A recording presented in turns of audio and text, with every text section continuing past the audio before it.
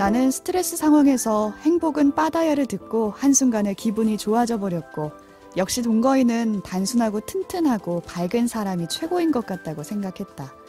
그런데 사실 동거인의 동거인은 나니까. 나부터 단순하고 튼튼하고 밝은 사람이 되어야겠다고 다짐했다. 그리고 바다처럼 나를 확실히 행복하게 하는 게 뭔지를 평소에 알아두는 것도 좋겠다 싶었다.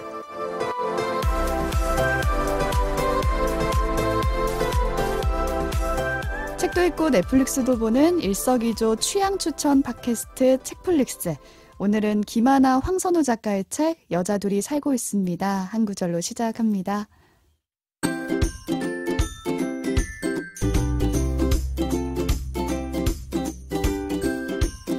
안녕하세요. 책플릭스 진행을 맡은 책디입니다. 오늘도 책플릭스 함께 만드는 두 분 인사 나눌게요. 안녕하세요. 안녕하세요. 오지랖 넓은 오지입니다. 안녕하세요. 효모 덕후 덕PD입니다. 네, 덕PD 오지님 함께 나와주셨는데 원래는 이렇게 인사를 나누고 지난 회차에 대한 댓글이나 이런 후기를 나눠야 되는데 사실 아직 1화가 업로드가 안 돼서 안 됐습니다. 우리끼리 먼저 셀프 댓글과 셀프 후기를 나눠볼게요. 주변에서 팟캐스트 한다니까 반응이 어떻던가요? 저는 주변에 아직 많이 얘기 안 했거든요. 아직 좀 쑥스러워가지고. 잘하셨어요. 올린 게 없는데 마치 지금 곧 합니다. 이러면 약간 개봉박두 이런 느낌이어가지고 사실 아직 얘기 말 못했습니다. 우리가 부끄러운 건 아니죠? 아, 그럼요. 업로드되면 이제 본격 홍보 들어갑니다. 네. 저는 너무 먼저 말을 했나 봐요. 결혼식을 갔다 왔는데 거기서 나 팟캐스트 한다. 얘들아 구독을 아이고. 눌러라 했는데 언제 아직 업로드도 다들 남의 잔치에 우선 올리고 말을 해라라고 해서 좀 입을 다물어 보는 걸로 다짐을 했고요. 기타 근황들이 또 있으신가요? 요즘 어떻게 지내셨는지?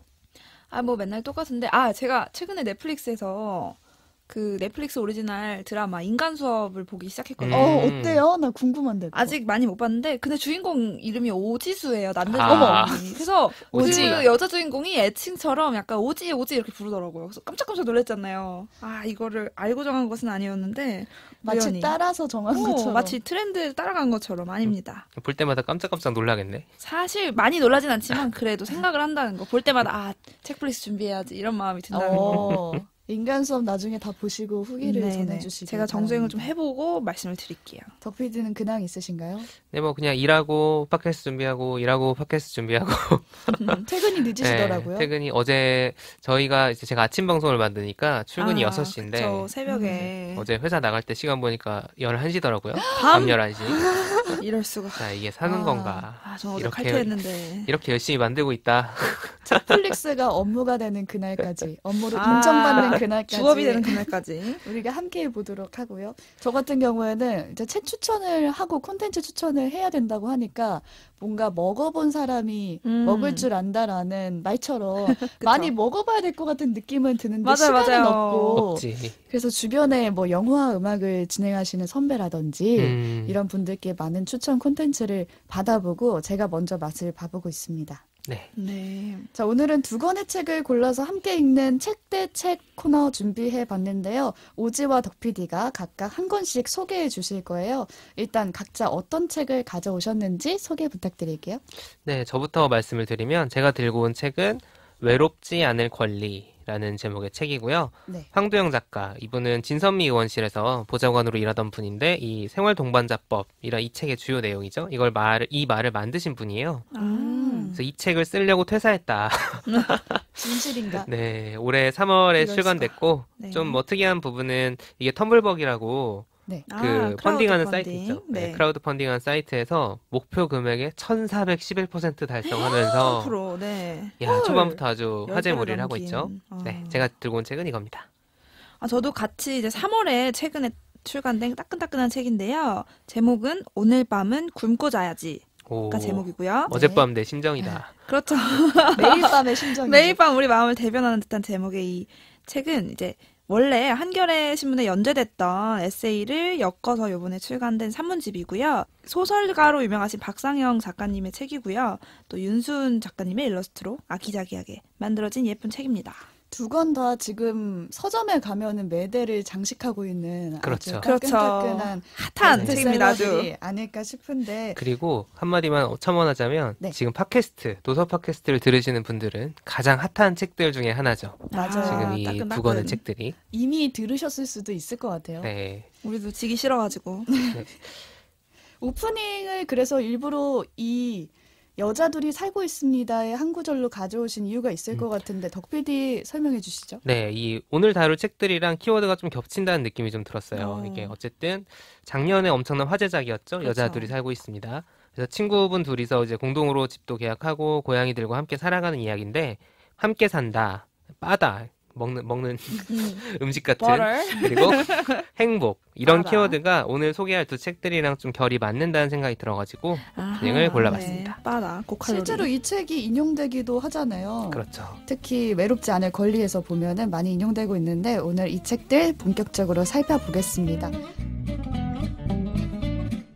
책플릭스에서는 청취자 여러분들을 위해 커피 쿠폰과 책 선물을 준비하고 있습니다. 팟캐스트와 팟빵, 오디오 클립 게시판 또는 flix.pod@gmail.com으로 방송 후기나 사연 보내주시고요. 트위터와 인스타그램에서 책플릭스 계정을 팔로우하시면 방송 업데이트 소식과 다양한 이벤트도 확인하실 수 있습니다. 많은 참견 부탁드립니다.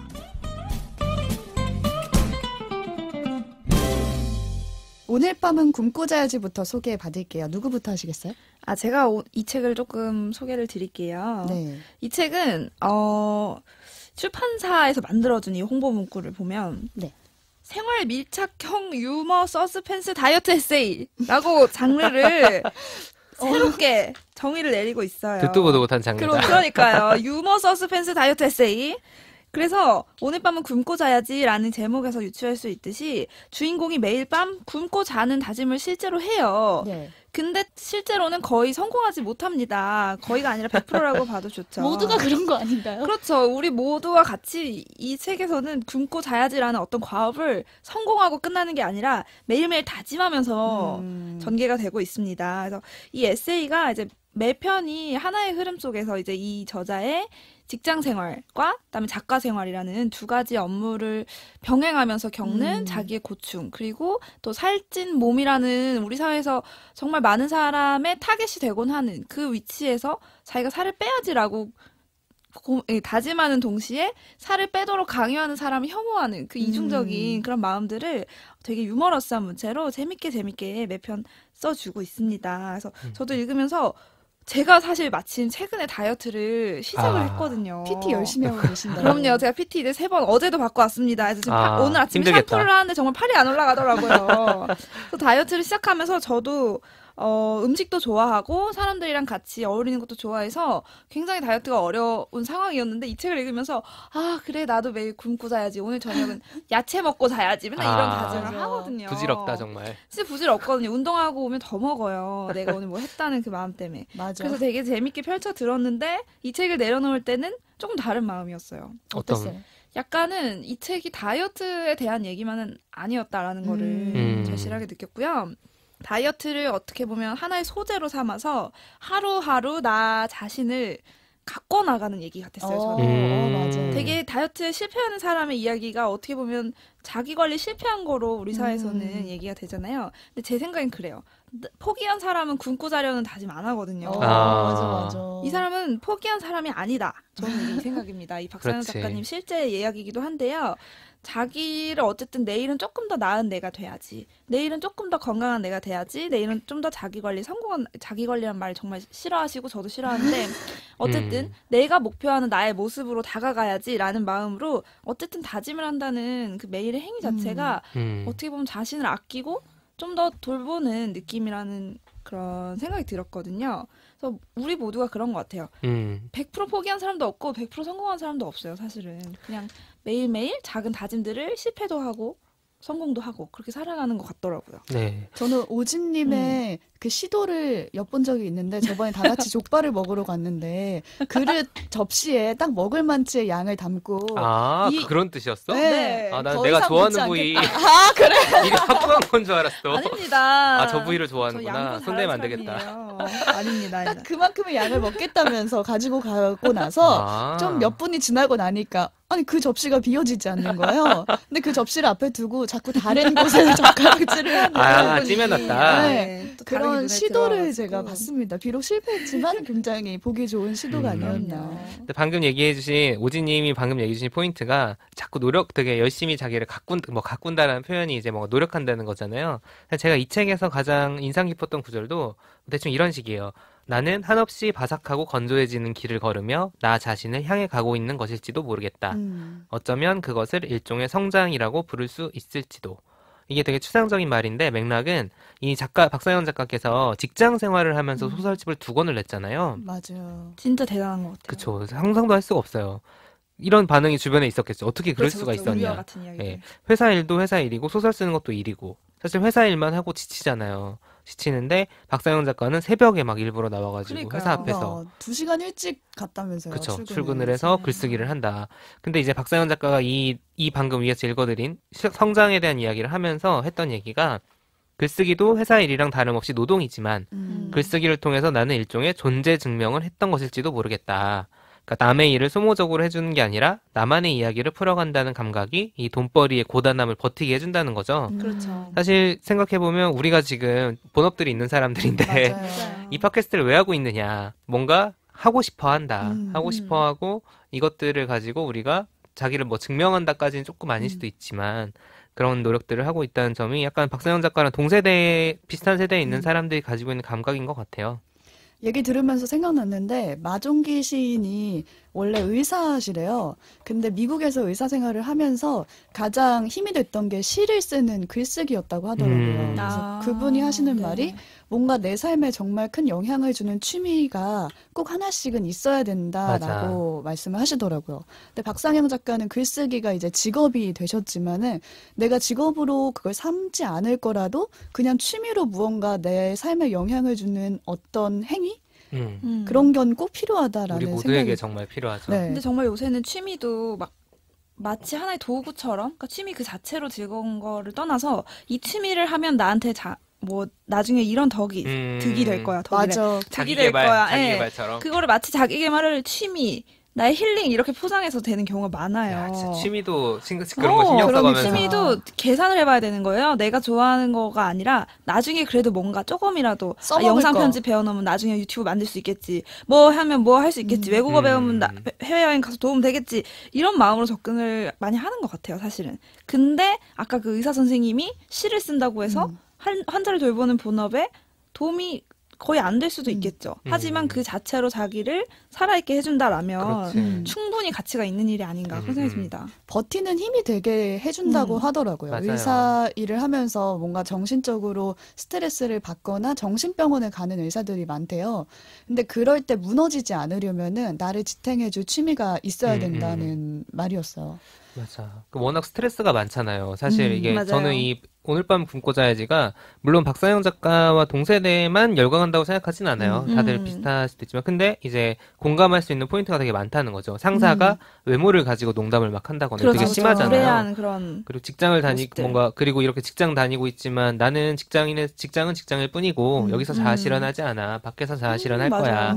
취미 찾아다니고 좀 이러면 약간 그리고 이분이 지금 30대신데 자기 10대부터 30대까지 작가의 개인사 이런 거라든가 워낙 이제 그 다이어트 담론이나 이런 것들이 매일 실패하잖아요. 오늘 밤 맞아요. 굶고 자야지. 오늘은 뭐 하려고 했는데 못했다. 지금 사실 책디 같은 경우도 오늘 저희가 이 책을 가지고 얘기할 때 커피를 먹지 않겠다. 다짐을 오늘은 하셨어요. 커피를 사실 먹지 말아야지 했는데 오늘은 커피를 좀 덜 먹어야지. 행복은 빠다요처럼 행복은 커피다라는 명제를 커피죠. 이런 다짐들이 매번 반복되는 게 사실 우리 되게 일상과 겹쳐 있다. 다들 이렇게 그 자기의 모습의 일부를 이 박상현 작가의 글에서 보는 것 같아요. 맞아요. 네, 저는 그런 공감들이 되게 이런 책에 대한 어떤 열광으로 나타나지 않나라는 생각이 들더라고요. 그 중간에 박상영 작가의 생각도 들더라고요. 박상영 작가도 작가라는 꿈을 이뤘지만은 뭔가 목표를 또 가져야 된다, 이런 꿈을 가져야 된다라는 강박증에 우리가 모두 맞아. 시달리고 있지 않나 싶고 마지막 마무리는 결국에는 오늘을 잘 살자, 하루를 잘 버티자, 약간 이런 거잖아요. 그래서 조금 더 힐링이 되고 위안이 되는 말들이 아니었나 싶어요. 그게 진짜 우리의 감각인 것 같아요. 맞아요. 오늘 하루하루 버티는 맞아. 게 되게 쉽지 않은 감각이라. 저도 그 부분이 가장 어떻게 보면 마음에 와닿았던 게 그런 메시지가 나와요. 그러니까 우리 인생을 자꾸 어떤 목표를 향해 가는 과정으로 지금을 자꾸 이해하는데 맞아. 물론 작은 성취들이 있죠. 삶에. 성취가 안 중요한 건 아니지만 우리 삶을 그 과정으로 보는 게 아니라 지금 현실의 연속체로 바라보는 게 어떨까라는 제안을 해요. 책에서 실제로. 저는 이게 방금 얘기하신 것처럼 내가 어떤 거창한 목표를 위해서 지금의 고통을 참고 미친 듯이 달려가도록 우리는 교육받았지만 실제로는 지금 한순간 한순간이 모여서 결국 전체의 인생을 만드는 거잖아요.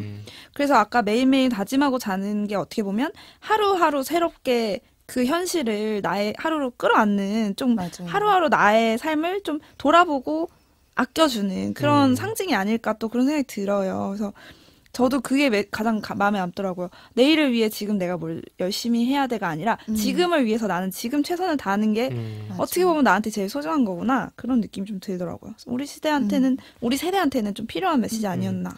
그런 것들이 부족한 부분도 있겠죠, 물론. 생각을 그럼요. 해보면. 장기적으로 사실 뭔가 이런저런 생각도 해야 될 것이고. 근데 이제 어쨌든 사실 이 에세이라는 게 공감이라는 키워드가 들어가잖아요. 맞아요. 그런 공감들이 되게 읽으시면은 약간 위로가 될 수 있다, 분명히. 어느 지점에서는. 위로가 거기서 온 것 같아요. 하루하루 좀 소중하게 돌아볼 수 있는 그런 네. 마음들. 너무 우리의 모습을 잘 담고 있어요. 맞아요. 실패하는, 맞아. 특히 실패하는 그 묘사, 심리 과정의 그 메커니즘의 묘사가, 막, 내 마음 들여다본 느낌. 오늘 아침은 굶고 자야지 이런 생각 안 하죠. 어. 보통 밤에 진짜 꼭 실패하고 나서, 아침은 고민하는 늦게 거잖아요. 늦잠 자서 못 먹는 거지. 굶고 자야지 맞아. 다짐하는 게 아니라. 오늘 아침은 먹어야지 오히려 다짐을 하죠, 보통. 아침을 먹고 가야지. 맞아. 맞아. 그래야지 아침 먹어야 점심을 점심 조금 안 먹겠지. 먹는다. 이랬는데. 저는 그리고 개인적으로 이 책에 보면 되게 귀여운 일러스트가 같이 있어요, 장마다. 맞아요. 동글동글 귀엽잖아요. 그래서 주인공인 그 작가를 이게 캐릭터로 일러스트화한 건데 저는 일러스트레이터 분도 굉장히 매력적인 작가님이세요. 실제로 뮤지컬 배우 생활을 하시다가 오. 지금 일러스트레이터 생활을 하시는데 직접 내신 책도 있고 이 에세이가 엮여서 나오기 전에 연재될 때 그 신문에 실렸던 그 일러스트는 조금 달라요, 책이랑. 그 일러스트가 그 작가님 계정에 다 모여 있거든요. 한번 보시면 엄청 지금은 이 책은 되게 동글동글 귀엽거든요. 근데 그 당시 연재될 때 같이 실렸던 일러스트는 조금 더 아저씨 느낌. 이렇게 수염이 거뭇거뭇하고 좀 더 약간 지쳐 보이는 그 직장인의 그런 묘사들이 좀 더 생생해요. 그래서 또 다른 매력이 있다는 거 한번 찾아보시면 재밌을 것 같아요. 연재 당시의 기록도 그 한겨레 신문 홈페이지 가시면은 그대로 남아 있는 것 같더라고요. ESC 네. 주말판에 이제 연재됐던 게 홈페이지에 다 들어 있습니다. 여러분께서는 지금 본격 취향 추천 팟캐스트 책플릭스를 듣고 계십니다.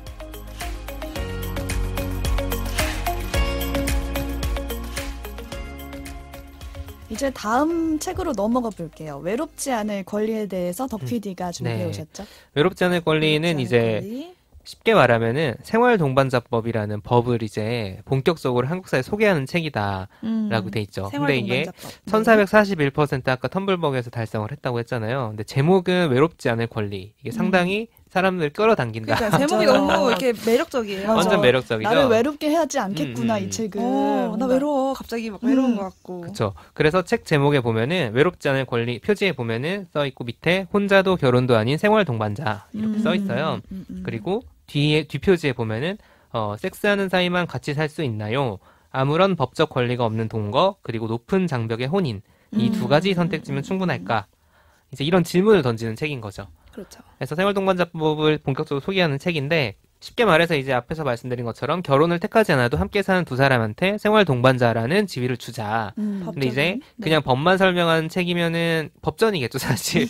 그렇죠. 입법안이겠죠. 그치, 이 법안이죠, 법안, 진짜. 근데 그게 아니라 이게 왜 필요한지 이거를 설명을 하는 거죠, 이제 책에 걸쳐서.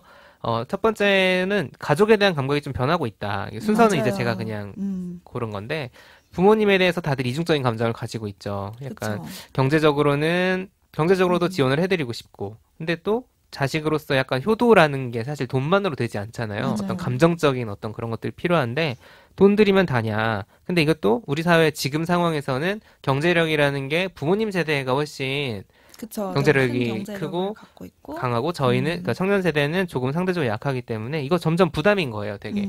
그리고 뭔가 바쁘게 살아가고 취업이 안 된다거나 뭐 힘든 직장에 다닌다거나 할수록 감정적으로도 뭔가 하기 되게 힘들어지는 이런 문제들이 있죠. 그리고 돌봄이 필요한 사람들이 점점 많아져요. 그러니까 내가 가족 구성원으로서 우리 부모님이 예를 들어 아프실 때 바로 케어해드리지 못하고 워낙 떨어져 사는 사람들이 많으니까. 네. 그리고 가족끼리 이제 다 모여 살지 않고 오래 살고 하니까 노인분들에게는 돌봄이 필요하잖아요. 근데 지금 그거를 사회복지 서비스로 하는데 한계가 분명히 있는 거죠. 맞아요. 왜냐하면 성인을 돌본다는 게 혹시 아픈 사람 간호해보셨나요? 성인?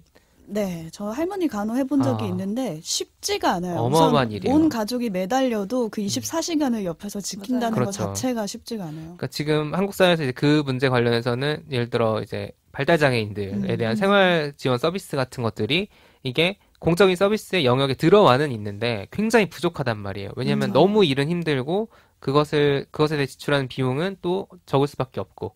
근데 이런 돌봄을 그러면 이렇게 국가가 다 감당해 줄 수 있느냐, 어느 정도까지. 참 쉽지 않은 일인 거죠. 답이 없는 것 같이 그리고 법적으로 그게 가족이 아닌 사람들은 실제로 그런 돌봄을 주고받고 있더라도 인정이 안 되니까 굉장히 비극적인 거예요. 여러 가지 사례들이 나오는데 이 외롭자의 권리에 대한 얘기를 들으신 분들은 가장 많이 들으셨던 사례일 것 같은데 2013년에 한 60대 여성 A씨가 네. 아파트 옥상에서 투신을 합니다. 이분은 고등학교 졸업을 하고 동창인 여성분과 40년간 동거를 했어요. 근데 이 같이 산 B씨가 돈을 주로 벌고 A씨는 살림을 주로 하신 거예요. 네. 근데 재산 명의는 당연히 B씨 앞으로 돼 있겠죠? 근데 이 B씨가 어느 날 갑자기 암에 걸려서 급속도로 나빠집니다, 상태가. 네. 근데 갑자기 어느 날 또 돌아가시는 거예요. 근데 이 과정에서 돌아가시기 전에 일단은 이 A씨와 B씨는 혈연 관계가 아닌 거죠. 가족도 아니고 그쵸, 지금 그쵸. 상황에서는. 가족도 아니고 그쵸. 아무것도 아닌 근데 재산 명의가 이 B씨 앞으로 돼 있으니까 B씨의 혈연인 조카가 나타나는 거죠. 상속. 네, 그래서 A씨를 이제 배척하기 시작합니다. 아프실 때는 간병도 못하게 하고 집에서 쫓겨나요. 쫓겨나고. 심지어는 쫓겨나기까지. 근데 더 비극적인 거는 나중에 이분이 집에서 쫓겨났으니까 정확하게 옆에서 무슨 상태이신지를 알 수가 없잖아요. 사망한 사실도 몰라요. 너무 슬프다. 모르고 장례식에도 참석을 못해요. 자, 이 상황에서 뒤늦게 이 B씨의 죽음을 A씨가 알게 된 거죠. 네. 그래서 함께 살던 아파트 옥상에서 투신을 하신 거예요. 이게 굉장히 특이한 사례라고 할 수도 있어요. 뭐 일반적인 사례라고 할 수는 없지만 이게 왜 이 두 분의 관계가 이렇게 비극이 되었냐. 한국 사회에 어떤 구멍이 있다는 거죠. 맞아요. 분명히 제도적으로 이 부분은 살펴줘야 되는 것들이 있는데 못하고 있다. 그 공백들. 이것뿐만 아니라 뭐 청년 세대들에는 지금은 좀 더 동거가 좀 더 뭐라고 일반화라고 하긴 옛날보다는 그죠? 옛날보다는 보편적인 문화가 되었는데 이분들에게 이제 권리가 주어지지 않기 때문에 되게 발생하는 문제들 이런 것들이 있으니 법적으로 해결해보자. 라는 취지에서 이런저런 내용들이 담겨 있고요. 제가 인상 깊었던 표현은 돌봄은 민주주의의 과제다.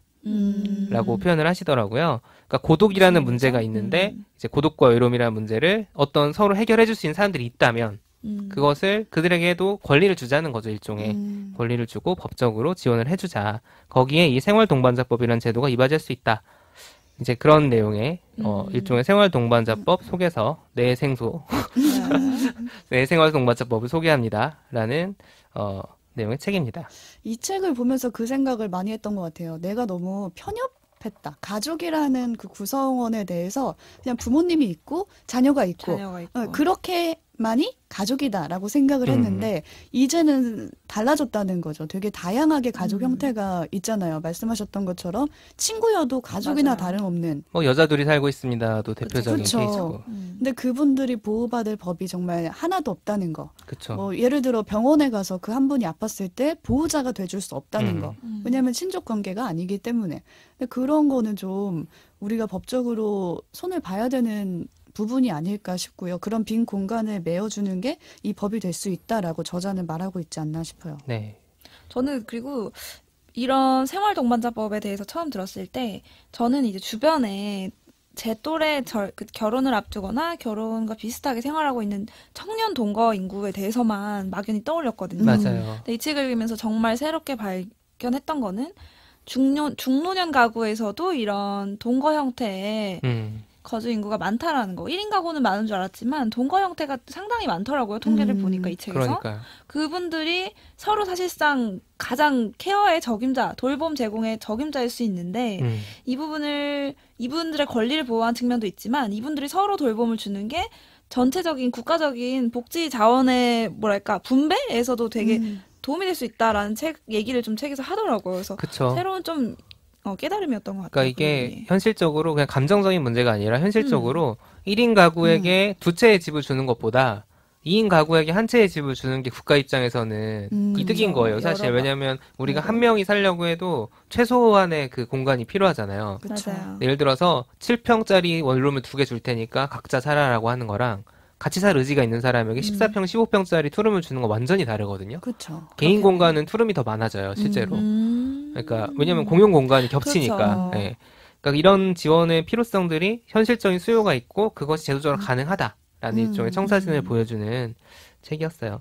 저는 이 얘기를 부자님과 화장실에서 만나서 왜 굳이 TMI인데 화장실은? 생활 오래 동반자법에 머물렀겠는 대해서 걸요? 한번 얘기를 나눈 적이 있는데 부자님의 경우는 이런 말씀을 하시더라고요. 정말 병원은 정말 우리 현실적인 문제 아니냐. 가족이 아니고서야 보호자가 될 수 없다는 거. 근데 가족이 있어도 멀리 떨어져 있는 경우가 있지 않냐. 나는 그쵸. 직장 생활은 서울에서 하는데 가족들은 다 뭐 부산에 있을 수도 있고 그 경우는 그 보호자가 서울에 올라오기까지 몇 시간이 걸리잖아요. 그렇죠. 근데 그 경우에는 내가 같이 사는 사람 중에 누군가를 생활 동반자로 지정을 해서 그런 좀 가벼운 형식의 생활 동반자법도 유용하게 쓰이지 않을까라고 제안을 해주시더라고요. 그러니까 이게 가족에 대한 문제가 결국 참 가족이랑 이번에 사실 긴급재난지원금 지금 한창 네. 그 국민재난지원금이 이슈가 되는 시기인데 이게 지금 세대주가 수령할 수 있게 돼 있잖아요. 맞아요. 네. 그것 때문에 또 불거진 문제가 세대주와 세대원들이 말은 안 그러니까 법적으로는 살면. 가족인데 같이 안 맞아. 살면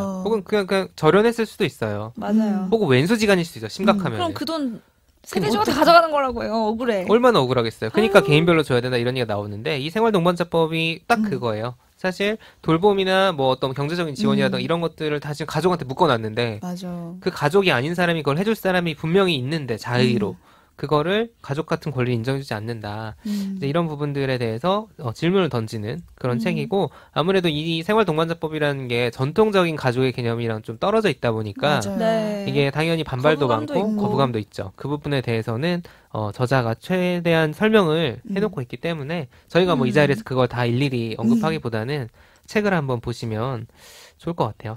그 긴급재난지원금을 보면 알 수 있듯이 아직까지 우리나라에는 가족은 하나다. 가족 단위로 어. 생활을 이어간다는 전제. 그거를 엄청 강하지 않나 이번에 다시 한번 느꼈고 이 그쵸. 책을 보면서 아 이게 과연 깨질 수 있을까? 그치. 필요는 한데 과연 우리 맞아요. 시대에 이게 우리 가능할까? 자식이 되면 가능할까? 예, 그런 것 같아요. 약간 예전에 어렸을 때 보면은 통일되냐. 우리가 몇 살 될 때까지 과연 통일이 가능하냐. 이런 얘기들을 막 했었잖아요. 과연 이게 현실적으로 가능할까에 대해서 되게 궁금하긴 하더라고요. 저는 근데 조금 느낀 게, 서울시에서 얼마 전에 주택금융 관련해서 지원책을 발표를 하면서 청년 지원책을 발표하면서 신혼부부가 워낙 혜택이 많잖아요. 전세자금 맞아요. 대출이나 그런 거에 대해서 조건에 사실혼처럼 사실상 그러니까 같이 살고 있는 이런 관계에도 이런 비슷하거나 동일한 혜택을 주는 것을 검토하겠다 정도의 검토. 얘기가 그러니까 왜냐면 이게 해도 계획이 딱 신기하네요. 나온 게 아니라 막 그런 거 있잖아요. 정부 대책은 계획을 언제 발표할 건데 그 계획에 대해서 이런 계획을 가지고 있어. 라는 맞아요. 그런 걸 할 때 그 내용이 들어가 있었어요. 되게 관심 있게 봤거든요. 왜냐면 제 주변에는 동거하는 커플인데 전세자금 대출을 싸게 받으려고 혼인신고를 하는 커플이 있어요. 결혼식을 안 현실적으로 했는데. 많아요. 네. 미리미리 이게 되게 하는 커플들. 뭐 그러다 그냥 나중에 여건이 되면 올리고 이제 사는 거죠. 제 주변에서 정말 많더라고요. 그런 것들을 보면은 완전히 이 법이 짠 하고 통과되지 않더라도 이렇게 스며드는 조금씩 스며들 수는 있다. 그 생각도 조금 들더라고요. 가족이 될 수 있는 방법이 결혼밖에 없다는 것도 좀 문제가 아닌가 싶어요, 정말. 근데 한편으로 저는 이 생활 동반자의 지위를 법적으로 인정해준다고 해서 외롭지 않을 권리가 내가 보장될까? 그런 거에 대한 사실 의문은 좀 들더라고요. 외로움이라는 게 꼭 누구랑 같이 살아서 돌봄을 제공받는다는 거랑 꼭 필연적으로 연결된 문제는 아닌 것 같아가지고요. 그니까요. 이게 제목이 낚시다 싶네요. 아니, 외롭지 않을 권리. 그러니까 저 같은 경우는 이 책의 내용이 생활동반자법이 관한 것이다라는 걸 알고 사실 제목에 크게 주목하진 않았어요. 아, 책이 나오는구나. 그러면 텀블벅 펀딩 해야지 하고 그냥 하고 했는데. 반대로. 그러니까 저희가 제목으로 시작한 사람은 그러니까. 그걸 기대하면서 읽게 되는 거죠. 그러니까 솔직히. 저희가 책을 가지고 같이 읽는 책 모임에서 이 책을 읽으면서 다들 그 얘기를 했잖아요. 그쵸. 외로움을 해결할 방법은 아닌데? 생활 동반자가 있는 것 자체가 덜 외로운 거 아니냐. 그게 조건이잖아요. 누군가 내 진짜 옆에 외로운 사람은 없다. 있어야지 이 법의 권리를 받을 수 있다는 거니까 그건 그쵸. 그렇게 외로운 거는 아니잖아요. 아닐 수도 있다. 그러니까 생활 동반자가 법적으로 없는 사람이 진짜 외로운 사람일 수도 있는 거죠. 그러니까 법적으로는 소외돼 있어요, 확실히. 그죠? 가족이 아니니까. 법의 사각지대에 있는 걸 뿐이죠. 그렇죠. 그래서 일종의 이거를 차별금지의 느낌으로 접근해야 된다는 얘기도 저희 책 모임에서 그때 나왔었고, 그러니까 어쨌든 새로운 어떤 가능성인 거죠. 맞아요. 제가 생각할 때는 그러니까 이게 어떻게 이건 사실 맞아요. 작가님께 직접 여쭤보면 좋을 것 같긴 한데 이런 법이 있기 때문에 상상할 수 있는 관계들이 생긴다면 그러니까 내가 어떤 방식으로. 외로움을 가지고 있을 때 결혼을 해야만 그걸 해소할 수 있다. 그게 아니라 그죠. 주변에 있는 관계를 대안들을 바라보는 주는. 그쵸. 그런 느낌으로 해석해 볼 수 있지 않을까. 하지만 이 제목의 의미에 대해서는 저희가 추궁해 볼 필요는 있다. 그래도 외로움이라는 이 심각한 문제라고 할 수 있는 부분을 나라에서 관심을 갖기 시작했다는 것 자체가 조금 저는 재밌는 것 같아요. 그냥. 그쵸. 되게 흥미롭죠. 왜냐면 파리에서는 이미 팍스라는 법이 맞아요. 완전 다 프랑스. 네, 오히려 그걸 넘어서는 프랑스. 법을 막 요구하고 있는 지경이잖아요. 그리고 얘기하자면 끝이 없으니까 뭐 그쵸. 출산 같은 문제도 고독위원회 음. 있고 혼외 출산이 훨씬 인정이 많이 돼야 출산율이 올라가고 이런 여러 가지 문제들이 있는데 정말 복잡한 게 많이 얽혀 있는 사실은 문제 같아요. 가족이라는 개념 자체가 너무 절대적이다 보니까 맞아요. 그쵸. 하나부터 열까지 되게 얘기할 게 많은 주제 같았습니다. 그래서 이 법안 자체가 어떻게 보면은 일종의 메시지고 그쵸. 토론을 한번 해보자. 제스처를 라는 딱 거고. 취하는 거죠. 국회에. 이제 책이 많이 팔렸다고 하니 한국 사회에서 과연 그렇죠. 토론이 이루어질 것인가? 거부감이든 환영이든 이 문제를 같이 얘기할 수 있는 그 상황 자체가 좀 재밌는 것 같아요. 제가 이 책에서 받은 메시지는 세컨드 보호자 느낌이 더 강했거든요. 외롭지 않을 권리라기보다는 세컨드 보호자가 필요하다. 가족 그 두 번째로 보호자를 필요로 하고 그 정도는 먼저 부분적으로 입법이 가능하지 않을까라는 가족 생각도 외에도 해봤어요. 이러이러한 2차적인 권리들 보호자. 그런 부분에 대한 기술적인 얘기도 책에 나와 있긴 하죠. 왜냐면 이 책이 일종의 어쨌든 진선미 의원실에서 7년간 보좌관을 했던 사람이 작가가 직접 이렇게 쓴 책이기 때문에 이런저런 법적인 문제들에 대해서 예를 들어 그럼 가족과의 관계는 어떻게 할 거야? 나는 가족이 이미 있는데 생활동반자와의 관계는 어떻게 뭐가 되지? 우선 돼야 하고 그치. 보장되는 권리는 뭐고 보장할 수 없는 권리는 뭐지? 상속은? 책임은 뭐고 라든가? 뭐 맞아요. 이런 것들. 이분이 7년간 고민한 내용이 담겨져 있으니까 이런 다양한 형태의 가족에 대해서 궁금하신 분들은 한 번쯤 읽어봐도 좋지 않나 싶어요.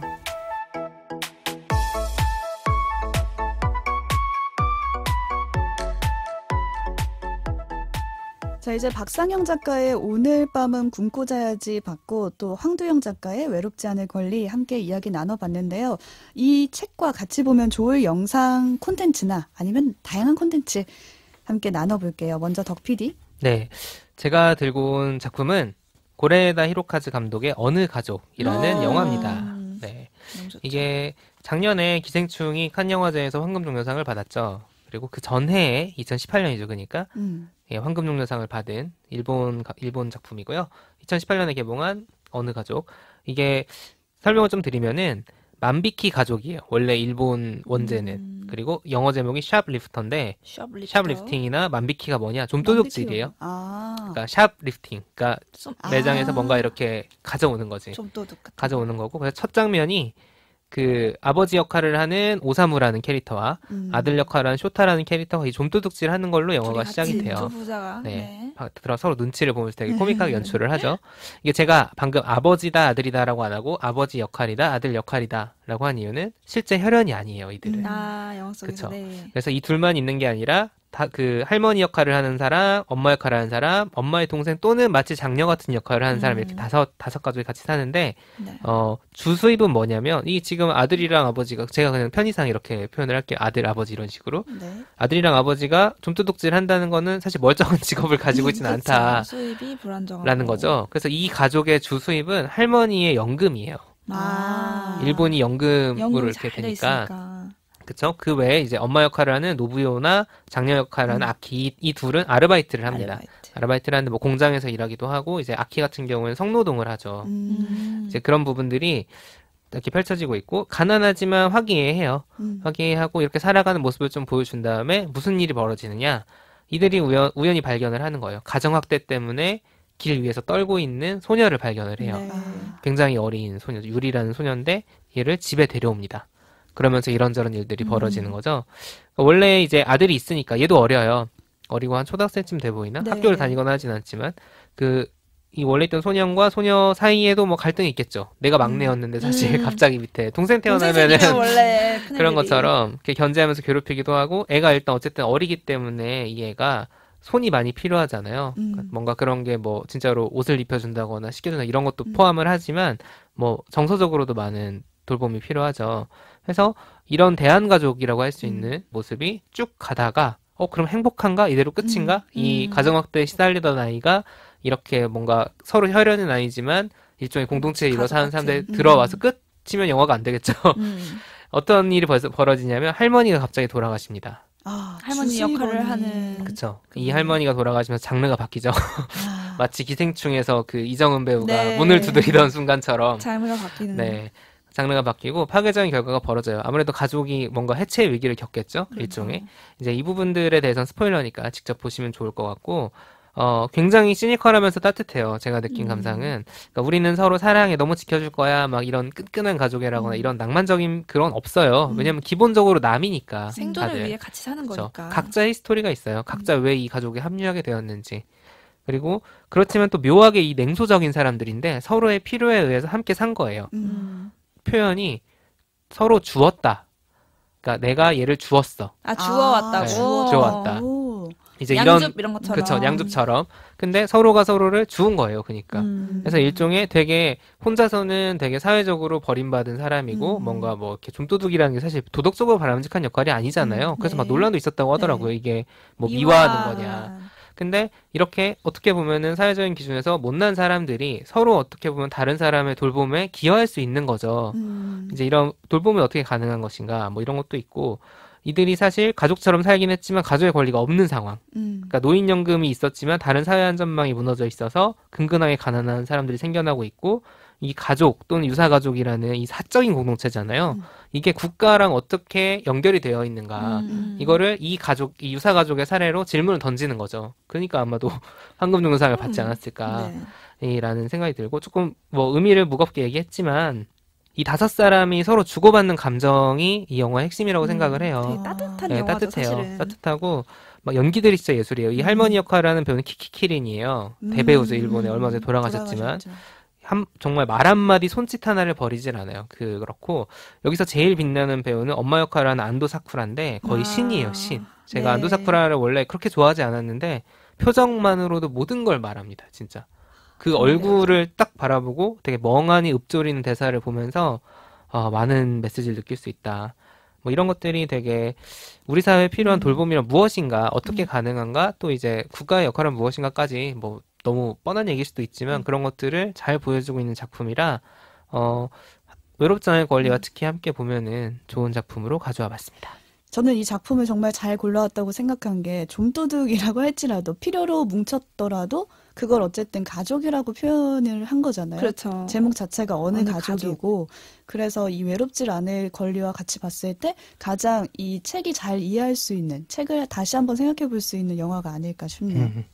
그럼 책디는 어떤 콘텐츠 추천해 주시려고 가져오셨나요? 저는 테드 콘텐츠 준비했어요. 오늘 밤은 굶고 자야지. 네. 우리가 아는 그 테드인가? 그 네, 테드? 맞습니다. TED 그 테드? 영상을 준비해봤어요. 한 12분 정도의 길인데 충분히 짧은 시간 내에 볼 수 있으니까 보실 수 있는 분들은 보면 좋을 것 같아서요. 제가 오늘 밤은 굶고 자야지의 이 책을 보고 떠올린 영상인데 시몬 예츠의 영상이에요. 우리가 쓸데없는 것을 만들어야 하는 이유. 이건데 쓸데없는 것을 만들어야 된다고? 네, 이분은 실패하는 분이에요, 항상. 실패한 사람도 테드에 쓰는군요. 그러니까요. 그러니까 이분의 발명품을 예를 들어 보면은 그 테드 강연장에 섰을 때 너무 긴장이 돼서 이분이 발명을 무언가를 해오셨대요. 근데 그 이유가 자기를 보는 눈이 많아서 자기가 긴장을 하기 때문에 공평하게 나도 누나를 많이 가지고 있으면 되겠다라고 누나를 가져오신 거야? 해서 누나를 발명하신 건가요? 인형 눈알로 만든 조끼를 입은 거예요. 발명이라고 부를 수 있나요? 아무튼. 아무튼 좀 쓸데없는 일이긴 하지만 어쨌든 재밌네요, 그걸 일단. 만들어서 가지고 오셨는데 굉장히 눈에 띄었고요. 이런 식의 발명을 계속하세요. 근데 결국 이 영상에서 이분이 말하고 싶은 것은 발명품이 틀릴 수 있고 실패할 수 있지만 우선 그걸 만들려면은 내가 문제를 인식해야 된다는 거예요. 그렇죠. 내가 지금 이 사람들이 보고 있기 때문에 내가 긴장이 된다라든지 뭐 칫솔질하는 로봇도 발명을 하셨는데 칫솔질할 때 나는 지루함을 느낀다를 이렇게 발견했기 때문에 거기 관련된 발명품을 만들고 하거든요. 근데 이분이 사실 강박적인 증세가 너무 심해서 이 영상을 만들기 시작했대요. 그러니까 원래 1등만 주구장창 해왔던 분인데 이 이과생이구나. 실패하는 거에 대한 두려움이 너무 심하고 조금이라도 성적이 떨어지면 못 견디는 거예요. 그래서 차라리 실패하고 차라리 쓸데없는 걸 만들어보자. 처음부터. 그런 느낌으로 기대를 안 하게 만들자. 네, 맞아요. 그랬더니 오히려 더 그게 열정으로 발휘가 된다는 거예요. 되게 자유로울 것 같아요. 실패해도 괜찮다는 그 마음이 있을 때. 그렇지. 저도 항상 뉴스를 시작할 때 이런 생각을 하거든요. 아, 괜찮아. 넌 할 수 있어. 다 틀려도 괜찮아. 부장님 들으시면 안 되는 거 아니야? 심할서 쓴다고요. 하지만 그 뉴스 위에는 항상 이렇게 적어져 있어요. 천천히 여유롭게 하자. 뭐 한 번만 틀리자라든지. 근데 그거는 결국 저도 내가 어느 순간에 오독을 하고 어느 순간에 긴장을 하니까 말이 빨라지니까 천천히 하자라는 문제점을 제가 알고 그 목표를 세우는 거잖아요. 근데 이 목표는 마치 오늘 밤은 굶고 자자는 다짐 같은 너무너무 마음속으로는 하고 싶지만 이루어지지 않을 경우가 더 많은 거죠. 그렇죠. 근데 우리가 의미를 둘 부분은 그 승패 뭐 여부가 아니라 어쨌든 내 안의 문제를 발견하고 그리고 거기에 의미를 두고 다짐을 세운다는 거. 그리고 아까 오지님이 말씀하셨던 것처럼 포기하는 사람은 다짐하지 않는다고 하잖아요. 포기한 사람은 다짐하지 않는다. 그러니까 나는 아직 나에 대해서 포기하지 않은 거예요. 그렇지. 그래서 끊임없이 다짐을 세우고 이런 욕망을 불태우는데 이 영상이 참 좋은 영상이 아닐까 싶어요. 그러니까 박상영 작가도 어떻게 보면은 오늘 밤 굶고 자야지라는 다짐을 매번 하는 게 하지만 그래도 새롭게 다짐을 하는 거. 포기하진 않았다. 나를 포기하지 않았다. 그러면 이번에는 제가 하나 또 소개를 해보겠습니다. 저는 오늘은 웹툰 하나 가지고 왔어요. 아주 장르를 넘나드는 그럼요. 책플릭스. 취향 추천. 잡식 오지랖이 발휘되는 오늘입니다. 오묘 작가님의 밥 먹고 갈래요라는 웹툰이에요. 그래서 밥 먹고 갈래요. 제목부터 좀 오늘 밤은 굶고 자야지와는 좀 반대인데? 대척점에 서 있어. 밥 먹고 갈래? 요? 예요? 아니면 밥 먹고 갈래요? 밥 먹고 갈래요? 입니다. 그래서 이 주인공이 매일매일 똑같아요. 젊은 직장인이고 매일매일 다양한 상황에서 시달리고 있어요. 직장은 바쁘고 생활비는 항상 쪼들리고 연애, 가족, 뭐 주변 사람 이런 다양한 문제들 가운데서도 자기만의 그 소중한 부분들이 바로 이 먹는 행위인 거예요. 그래서 점심시간 도시락을 싸오거나 퇴근하고 남자친구와 집에서 밥을 해 먹거나 주말을 맞아서 뭐 방 청소를 하고 거기에 어울리는 어떤 요리를 해 먹거나 맥주 한 잔을 하거나 이런 순간순간들의 그 요리를 소개하는 웹툰입니다. 그래서 특유의 그 그림체가 되게 따뜻하고 좀 파스텔 톤이면서도 귀여워요. 근데 그림체도 좋지만 그 내용 속에 일상에 피곤하고 지치지만 그래도 작은 음식 하나로 위로받는 그 상황들을 너무 따뜻하게 그려내고 있고요. 그 음식이 보면 우리가 거리감을 느낄 정도의 거창한 요리가 아니라 어느 날은 오이냉국, 어느 날은 뭐 쇠고기 미역국, 어느 날은 뭐 주먹밥, 새우튀김 이렇게 간단하게 자기가 정성 들여서 한 끼를 해먹는 걸 보여줘요. 그래서 실제로 사실 우리가 저녁에 밥을 해먹는 거 쉽진 않지만 그 작가의 그 웹툰을 보면서 자기 자신을 매일매일 보살피는 그 따뜻한 정성이 느껴지는 거예요. 그래서 저는 사실 오늘 밤은 굶고 자야지를 읽으면서도 이 사람은 다이어트에 실패하고 배달 음식을 시켜 먹긴 하지만 매일 자신을 돌보고 싶어하고 자신을 잘 보살피고 싶어하는 마음이 있잖아요. 그래서 이런 지점에서 누군가는 굶기를 희망하고 누군가는 한 끼를 잘 차려 먹기를 희망하지만 어쨌든 그 가운데에는 자신을 아끼고 조금 하루하루를 잘 보내려고 하는 그 정성이 그쵸. 좀 닿아있다 이런 마음이 듭니다. 그게 언제부턴가 확실히 우리가 뭐 죽고 싶지만 떡볶이가 먹고 싶어 네. 이후라고 볼 수 있을까요? 약간 위로 공감형 제목들의 에세이들이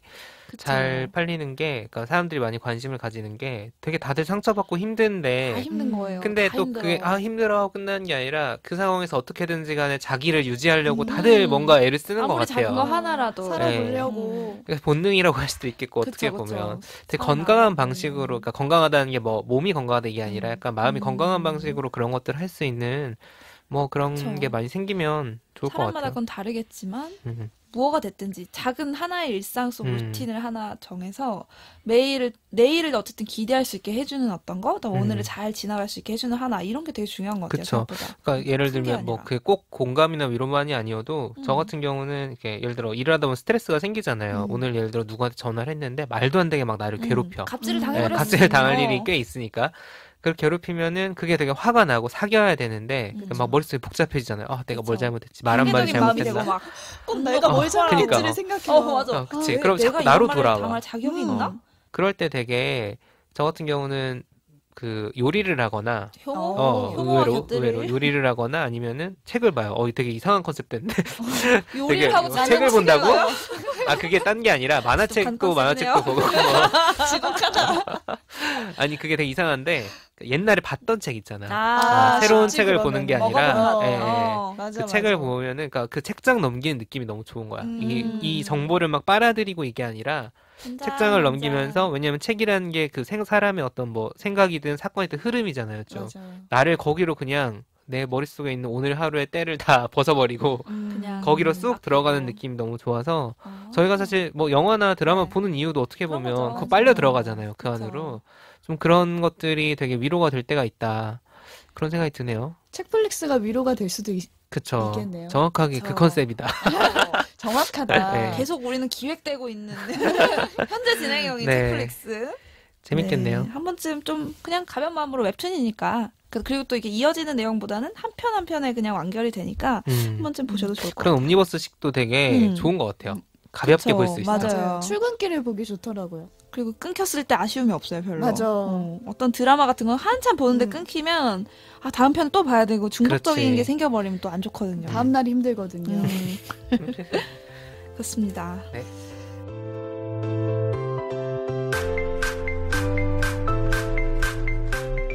네, 책도 읽고 넷플릭스도 보는 일석이조 취향 추천 팟캐스트 책플릭스. 오늘 두 권의 책을 함께 소개하는 책대책 코너 함께 했습니다. 새로운 코너 어떠셨나요? 함께 녹음해봤는데. 책대책 조금 더 찰지게 해볼까요? 책대책 뭐 이런 거 볼까요? 약간 맞대반 아니에요? 남성팀, 여성팀 몇 대 몇 약간 가족오락관 스타일로 책대책. 책. 꼭 근데 또 승자가 있는 코너가 아니기 때문에 저희는 그렇죠. 맞아. 네. 그러네. 책대책 대결이 아니라 그쵸. 책과 책에 가까운 코너니까 또 부드럽게 해보겠습니다. 저는 약간 전체적인 우리 컨셉에 대해서 생각을 해봤는데 그 전에 녹음했던 우리가 주제를 가지고 하는 거는 우리가 그동안 읽어봤던 과거의 책에 대해서 다루는 느낌이었다면은 지금 책대책은 신간, 지금 그러니까. 매대에서 핫한 거, 책. 이 시대를 함께 살아가는 우리가 함께 읽으면 좋을 책 이런 느낌이고요. 맞아. 앞으로 다음 코너가 저희 처방전도 남아 있잖아요. 기분 따라 처방전이라고 여러분의 사연을 받고 거기에 맞는 책을 추천해드리는 코너인데 이 책은 우리가 내 고민은 아니어도 언젠가 내 고민이 될 수도 있고 미래의 나의 고민일 수도 있는 그런 책을 함께 나눠보는 시간이기 때문에 또 이렇게 미래를 다룰 수 있잖아요. 그래서 우리가 과거, 현재, 미래를 아주 철두철미하게 기획을 야, 해서 의미부여 너무 심하다. 나 이런 코너인지 모르고 했는데? 진짜? 과거, 현재, 미래요? 한번 생각해봤어요. 지독합니다. 컨셉이. 지독한 컨셉 너무 난무하고요. 네, 오지님은? 네, 책대책. 두 권, 그러니까 각자로도 존재하지만 책을 같이 읽어보면서 같은 이 시대의 고민들은 뭘까? 또 이 책과 이 책이 따로 쓰였지만 같이 얘기하는 어떤 문제와 고민은 뭘까? 조금 같이 하니까 재밌는데요? 좀 입체적인 느낌이 들고 저도 조금 한 차원 더 열심히 좀 빠져드는 것 같아요. 요즘 얘기라 재밌는 것 같아요. 그렇죠. 내 얘기니까 재밌어요. 둘 다 어떻게 보면은 동시대 고민을 담고 있다. 뭐 그렇게 의부할 수 있을 것 같고 저 같은 경우는 이제 사실 책 두 권을 소개하는 컨셉 자체가 급조된 코너인데 저희가 분명히 처음 기획회의 할 때는 없던 코너다. 없던 그쵸. 코너인데 이것이 왜 급조되었느냐? 바로 다음 코너 때문입니다. 네, 네, 기대돼요. 바로 다음 에피소드 같은 경우는 이제 이 외롭지 않을 권리를 쓴 황두영 작가님 그리고 네. 오늘 밤은 굶고 자야지를 쓰신 박상현 작가님이 이야. 함께 나오신다. 너무, 정말 너무 기대됩니다. 이런 기획을 누가 할 수 있을까? 누가 할 수 네. 있을까? 좀 과했나? 아니 그러니까 보통 이제 책 팟캐스트 저희가 늦게 시작한 책 팟캐스트다 보니까 좀 다른 팟캐스트들이 워낙 잘하고 계시고 컨셉이 확실하잖아요. 저자 한 분과 함께 이렇게 이런저런 깊은 이야기들 나누는 컨셉이라면 저희는 책 얘기는 저희끼리 다 해버리고 이렇게 두 분의 작가님을 모셔서 예전 토크쇼처럼 수다 떨면서 좀 이런저런 재밌는 이야기들 그리고 이 작가님들이 추천하는 자기 책과 함께 보면 좋을 컨텐츠 저희는 재밌겠네요. 취향 추천 팟캐스트니까 이런 것들 들어보는 시간 마련한다는 점 말씀드리면서 저도 오늘 좋았던 것 같아요. 이렇게 책을 저희가 이미 같이 한번 읽고 얘기를 나눴지만 이렇게 또 방송에서 얘기하는 게 또 재미가 있네요. 각자 생각하는 포인트도 있고. 저희뿐만 아니라 이 두 작가님의 취향은 또 어떤 취향이실지 너무 궁금하네요. 궁금합니다. 네. 다들 궁금하시죠? 다음 너무 에피소드. 궁금해요. 꼭 네. 들어주세요. 황두영 작가와 박상영 작가 두 분과의 만남을 기대해 보면서 오늘 방송은 여기서 마치도록 할게요. 청취자 여러분, 좋아요와 구독은 꼭 부탁드리고요. 큰 힘이 됩니다. 업무로 인정받는 그날까지 저희는 다음 에피소드로 돌아올게요. 감사합니다. 감사합니다.